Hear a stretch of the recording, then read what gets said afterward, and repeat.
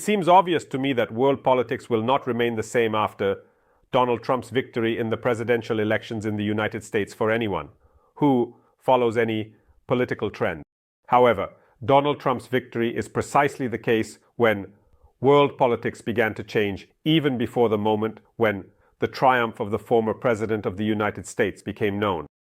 On the evening of Election Day, Israeli Prime Minister Benjamin Netanyahu made the decision to dismiss the country's Defense Minister Yoav Gallant from a position that was crucial not only for the leadership of the Israeli army, but also for the contacts between the Israeli government and the administration of President Joseph Biden.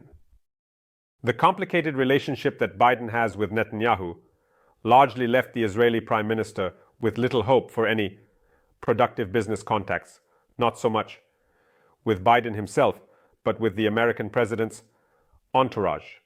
And Yoav Gallant played the role of a person capable of reconciling the interests of the Israeli government and the administration of the US president by dismissing Gallant from the position of defense minister. Netanyahu clearly demonstrated that he no longer needs such contacts, that for him, Joseph Biden is not just a lame duck, but a person who is no longer capable of making any important decisions for the Israeli Prime Minister.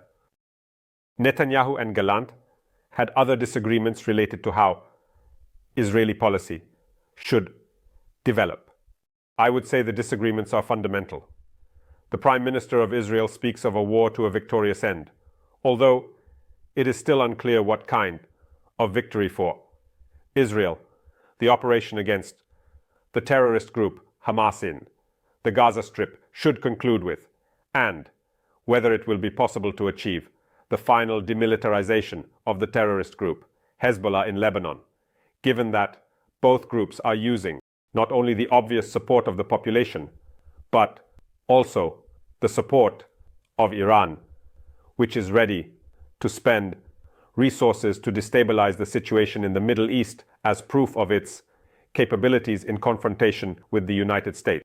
And behind Iran, as we know, are Russia and China. And here, the new old president of the United States will have to make a choice not only and not so much in favor of supporting Israel in this conflict, but rather in favor of a real hard confrontation with Tehran, Moscow, and Beijing. And we see that Donald J. Trump is looking for ways to de-escalate at least the situation related to the Russian-Ukrainian war, given that any agreements with Moscow strengthen its capabilities to support Tehran. And this is also a very complicated equation in which Israel clearly would not want to find itself. John Gallant tried to talk about the possibilities of a temporary political settlement of the conflict, which should at least lead to the release of Israeli hostages.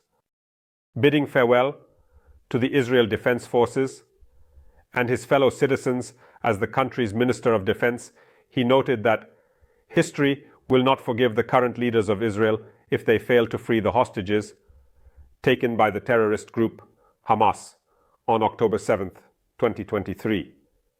The IDF is making vigorous efforts to free the people held captive by Hamas.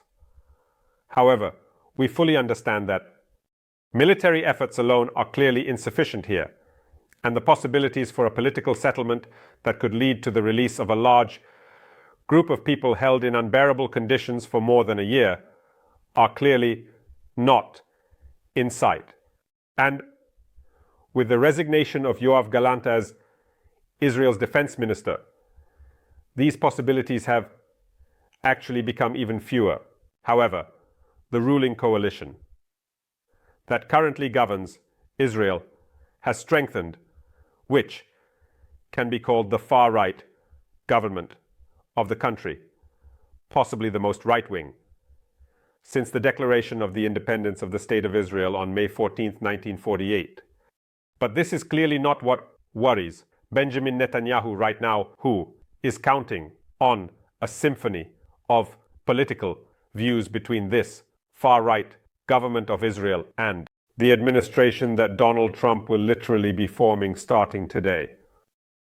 Essentially, Benjamin Netanyahu demonstrated loyalty to the future formation of this new administration, even before it became clear that the 45th President of the United States was becoming the 47th, and returning to the White House as a triumphant figure, ready for a fight against his opponents, and to the elimination of all the political legacy associated with the one he despises, Joseph Biden.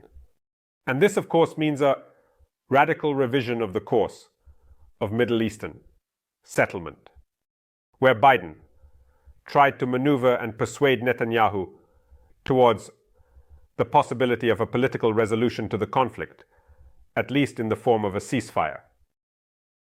Donald Trump is likely to encourage the Israeli Prime Minister to take even tougher and more decisive actions in the Middle East. This in turn could lead to a confrontation of a scale unforeseen by either Benjamin Netanyahu or Donald Trump. But it is also clear that it would be unwise to speak of the responsibility solely of the Prime Minister of Israel, or the future and former President of the United States for such a confrontation. Such a confrontation, a serious struggle between democracies and dictatorships, is primarily attributed to the leaders of authoritarian regimes. Such a confrontation, as a method of weakening the United States, including their positions in the Middle East, is of interest to both Vladimir Putin and Ayatollah Khamenei. It is clear that after Donald Trump's victory in the presidential elections in the United States, the degree of this confrontation will increase every day, every week, every month, and every year. Not only not promising to end any conflicts, but also promising new ones, much larger, bloodier, and more serious. And one can only wonder if Donald Trump will be able to accept this challenge and become the president of an endless war of regional conflicts so that the world does not slide into a third world war. Benjamin Netanyahu has no special choice. Accepting this choice is in fact the key to maintaining the security and viability of Israel. Thank you, friends. Stay on this channel, subscribe to it, follow me on my social media, on the Patreon channels Biden Coffee and Donald that help these resources grow. Use the sponsorship feature on YouTube itself. Worldly.